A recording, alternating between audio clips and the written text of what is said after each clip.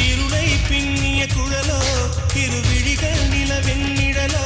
பொன்னுதடுகளின் சிறுவரியில் என் உயிரை புதைப்பாளோ ரவிவனும் தூரிகை எழுத்தோ இலை சங்கில் ஊறிய கழுத்தோ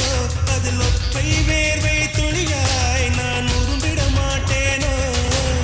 பூமி கொண்ட பூவையெல்லாம் இரு பந்தாய் செய்தது யார் செயலோ